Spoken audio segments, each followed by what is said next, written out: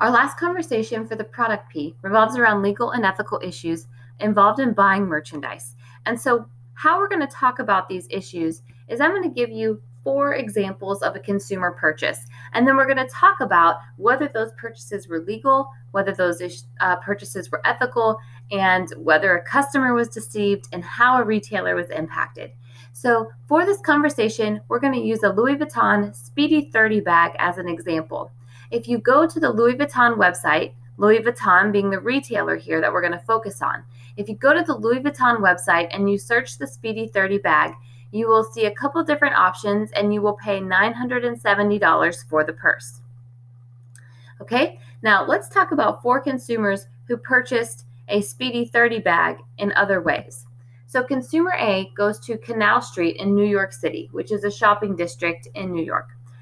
Consumer A finds a vendor on the street who's selling handbags, haggles with that vendor, pays $80 and walks away with a Speedy 30 bag with a signature monogram on it and everything. So it looks just like a Speedy 30 bag, and the consumer thinks it's a Speedy 30 bag. Now, consumer B is on Wilshire Boulevard in Beverly Hills, which is a high-income shopping area, and this consumer enters a specialty retail store. She sees a handbag that looks very similar to the Speedy 30, but it doesn't have the monogram leather. It's the same shape, but it doesn't have maybe the same color, the same pattern, or the logo on it. So this consumer is going to pay $400 for her real leather bag and walk out the door. Now, consumer C, let's say she's on vacation in London and Googles the Speedy 30 replica. She finds a website offering the Louis Vuitton Speedy 30 for $170. The website says that the bag is real leather and has brass fittings, but this version of the Speedy 30 doesn't come with the Louis Vuitton monogram. So consumer C gets her bag this way. Now, consumer D is sitting in Milledgeville and Googles Speedy 30 cheap. And that Speedy 30 cheap search is going to take her to numerous websites selling the Speedy 30 bag. And the Speedy 30 bag she finds is monogrammed and it's selling for $18.50. So this is how consumer D purchases her handbag. So let's talk legality for a second. None of these 4 consumers that we've discussed have actually purchased an authentic Louis Vuitton Speedy 30 handbag. So were the shoppers deceived, or did they know they were buying a fake bag? Or the transactions legal? Or did the retailers or did the sellers know that they were selling an illegal handbag? Before you answer, we're going to define a few different legal issues in retailing, and then we'll talk about whether the shoppers were deceived and whether the transactions were legal and how the retailer was impacted. So let's start with counterfeit merchandise. Counterfeit merchandise includes goods made and sold without the permission of an owner of a trademark or a copyright. So essentially, a counterfeit product is identical to another product and infringes upon a registered trademark. So as retailers design products, they trademark those products so that no one else can make them. And that helps get the retailer unique merchandise that consumers demand. Okay, so the nature of counterfeiting has really changed in the past decade. Counterfeit merchandise has improved in quality, and it makes counterfeit merchandise more expensive to the buyer, which makes it very difficult to distinguish counterfeit merchandise from the real thing. All right, so in our case, consumer A and consumer D bought counterfeit handbags. And just to remind you, consumer A was on Canal Street in New York and bought a Speedy 30 bag for $80 with the Louis Vuitton monogram on it from a street vendor selling handbags. Consumer D was in Milledgeville and she had Googled Speedy 30 cheap and found the bag with the logo for $18.50. So these bags purchased with the trademarked Louis Vuitton logo were counterfeit. So let's step into counterfeiting a little deeper here for a second. And I'm going to have you take a guess at what are the items that are most commonly counterfeited around the world. And I'll give you a second, and then I've got a list on the next slide. So think about what are the most commonly counterfeited items.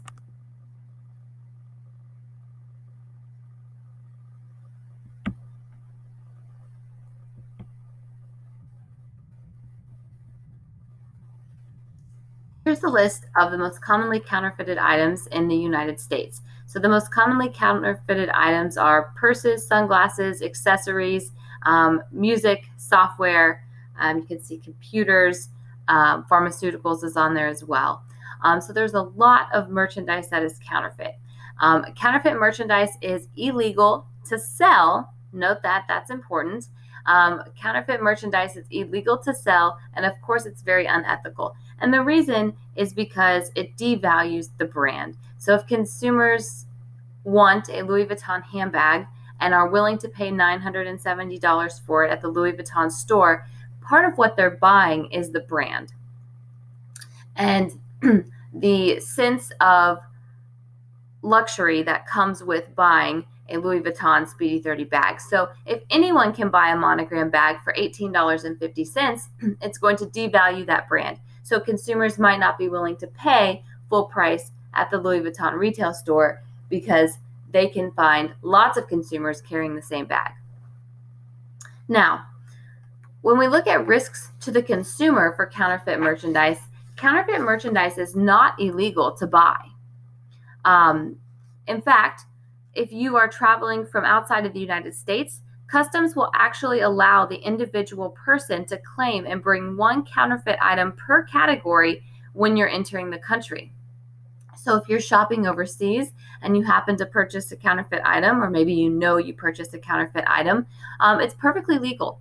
And you are allowed to bring that back into the United States as long as you claim it as so. Now, you are not allowed to bring more than one counterfeit item per category when you come into the United States, because the United States recognizes that as that you're bringing them back into the country with the intent to sell. And so it does become illegal. So you could bring one watch, one handbag, one pair of shoes, and it's not illegal in any way. So the question is counterfeit merchandise unethical for consumers to buy? So that's something you can think about and discuss in the discussion boards for Chapter 12. So the charts here show the number of seizures of counterfeit items in the United States, and this is from 2016. And so the first chart showed the number of actual seizures, which was over 31 million. So these are in millions. And then the dollars here show you that the value of all of the products seized was over $1 billion. So think about that for the second. Customs seized over $1.3 billion in counterfeit products at the borders in 2016. And so these products were not brought into the country and were not sold. So just imagine the products that did make it into the country did not get seized and were sold. So consumers, if they had bought all of these products that were seized, it would be $1.3 billion worth of merchandise. And so that's $1.3 billion worth of merchandise that's going to counterfeiters instead of going to the retailer. So retailers can lose quite a bit of profit, right, from this counterfeit merchandise. Let's talk about another type of product that a consumer might buy, and we're going to talk about knockoffs. So knockoffs are products that resemble other items but are not identical. So in order to be counterfeit, the product has to be identical. Knockoffs are related. And generally, knockoffs are found at very reputable retailers at a much cheaper price than the original. And knockoffs are completely legal. But if you are a brand, you can challenge a knockoff design. So consumers B and C technically bought knockoffs. And I'm going to remind you of who consumer B and C were. So consumer B was the shopper that went into the Wilshire Boulevard specialty store and bought the black leather handbag that had a similar shape to a Speedy 30. And consumer C was the consumer on vacation who bought a Speedy 30 replica off of a website. The bag had real leather and it had brass fittings, but it didn't have a monogram. And so again, consumer B and C bought knockoffs. Now, why are knockoffs around and why do they exist? I'm going to give you this example here. Only the elite shopper can afford a $20,000 purse or a $10,000 pair of shoes, so millennials tend to look for other options. And a lot of those other options can be found at fast fashion retailers such as Zara, Forever 21, and even Target. So this example here, and I know I'll probably mess up this brand name, but the bag on the left is a Proenza Schouler PS1 bag, and it retails for $1,595. The bag on the right is a Mossimo bag for Target, and it retails for $34.99. Now, the Proenza Schouler manufacturers did actually challenge the design of this Target bag, and they said it looked too similar and that it could be considered a counterfeit. Target did win that case, and the messenger bag was allowed to be sold. But the reason that Target created this knockoff is because they want more people to have access to a fashionable design. And it is, like I said, perfectly legal to buy and sell. Knockoffs only become illegal if it can be proven that consumers would be misled into believing they were buying the real thing. So if you could prove that shoppers at Target believed they were buying a real Proenza bag, then it would have been illegal. But the average consumer would know if they're purchasing a bag for $35 at Target, it's probably a knockoff. So here's another example. Nordstrom sells this Louis Vuitton shoe for $795, and Louis Vuitton is known for their red shoe soles. Now, there are lots of other retailers, and this is one on eBay that is selling a red bottomed shoe for $6.99. Now, it is a knockoff because it does look very similar to the Louis Vuitton, which is in the top picture there. But consumers should know that if they're buying a $7 shoe, it is not an actual Louis Vuitton shoe. So since consumers cannot be deceived, this would be considered a knockoff, and it's perfectly legal to buy and to sell. All right, so you can talk about your thoughts on knockoffs in the discussion boards for Chapter 12. If you are interested in stirring up a conversation or debate on whether or not knockoffs should be illegal, or whether or not consumers should be fined or in trouble in some way for purchasing a knockoff, feel free to get that conversation rolling. And here's the discussion question. So you can talk about whether or not you believe selling those types of merchandise should be allowed. One other thing to consider is, would you purchase a counterfeit wallet? And then also consider, would you purchase a counterfeit prescription medication? Because I think your answers are probably going to be pretty different for the different product categories. So let's move on to a couple other legal and ethical issues. The first issue I want to bring about is gray market goods. Now, gray market goods involve the flow of merchandise through distribution channels other than those intended by the manufacturer. And generally, those distribution channels are international. So an example would be McGraw-Hill textbooks. So McGraw-Hill textbook charges higher prices for textbooks in the United States. And so what happens is some retailers will import textbooks from other countries and sell them to United States customers. And so McGraw-Hill, when they design textbooks, they're textbooks that they sell to retailers in South America or Europe might be a lower price. And so those retailers are able to purchase textbooks for lower prices and therefore sell them to the consumer for lower prices. Now, retailers in the United States might figure out that they can actually purchase textbooks from the McGraw-Hill South America division or the McGraw-Hill Europe division for a cheaper price, and they can buy them through the McGraw-Hill Americas division, and then therefore they can pass some savings on to the consumer, or they can make a much higher profit margin. So gray market goods involve the flow of merchandise through international distribution channels. And the reason we call this gray market is because that was not the intended use by the manufacturer. Now, it is not illegal to sell a gray market good, but it is very unethical because the retailer is probably just trying to increase their margins and they aren't getting the goods that the manufacturers intended. So items that are most commonly sold on the gray market are cell phones and pharmaceuticals. It is much less expensive to get pharmaceuticals in Canada than in the United States. So that's one of the highest product categories of gray market goods. So as a consumer, how do you know it's a gray market good? Well, a way you know that it's a gray market good is that it doesn't come with a product warranty. You could note that the instructions are in a foreign language. So those are two key indicators that you are purchasing a gray market good. And it's not illegal to purchase a gray market good. And I'll let you decide whether or not it is unethical to purchase a gray market good. So let's talk about diverted merchandise, because diverted merchandise is incredibly similar to the gray market merchandise, except in this case, merchandise is not transported across international borders. So diverted merchandise stays within the United States. And this happens when exclusive merchandise is bought by a retailer from a manufacturer, and then let's say that they sell that merchandise to an off-price retailer because they have excess inventory. So I'll give you an example here. Let's talk about Saks Fifth Avenue and TJ Maxx. Saks Fifth Avenue is a tier 1 department store, and TJ Maxx is an off-price retailer. So let's say that Saks Fifth Avenue has an exclusive perfume line. And they work with a manufacturer, a perfume designer, to develop a signature scent.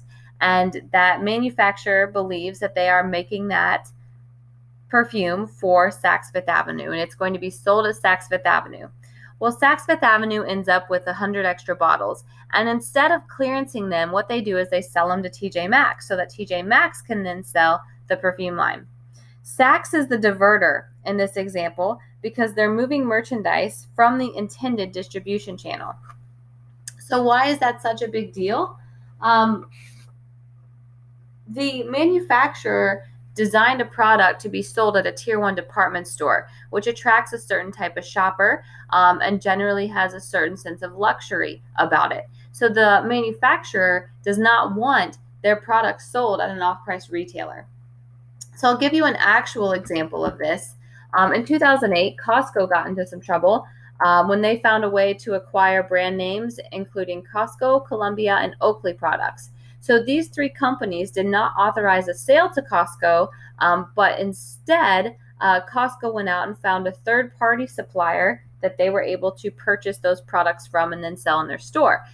So when Crocs, Columbia, and Oakley found out that Costco did indeed find a way to purchase the product, they did actually file a lawsuit against Costco for selling those. And I have an article talking about that case that I'll post in the Chapter 12 content folder so that you can read up a little more on that case. And then you can also read about why, it's just some reasons why Crocs, Columbia, and Oakley did not want to be sold in a Costco store. And you can talk about your thoughts on that in the discussion boards as well. So finally, let's talk about black markets. Black markets occur when consumer goods are scarce. So it could be water or gas after a natural disaster. Black markets also occur when consumer goods are heavily taxed. So products like cigarettes and alcohol. And the black market you're probably most familiar with happens when consumer goods are illegal. So drugs and guns are often sold on the black market. Black markets barely exist in the United States anymore. Very small, if any, black market activity is happening in the U.S., but black markets do operate heavily in other countries. So the best example I can give you for a black market in the United States would be for marijuana. So marijuana is legal in certain states, and you can get it at dispensaries, which are legal places to purchase it. Generally, the price is higher and the quality is lower. And so consumers still turn to the black market. They buy their marijuana from dealers who don't necessarily have a retail shop set up to sell it. And so that would be a type of product that is sold on the black market because it is illegal, but consumers are still purchasing it, even though it's illegal to sell and illegal to purchase. And so I have a video that I'm going to post for you to watch on the marijuana black market in Colorado. And so you can find that in the Chapter 12 content folder as well. So I want to know what you think. What do you think about all of these legal and ethical issues? This is a conversation you can get started in the Chapter 12 discussion board to share your thoughts with the group.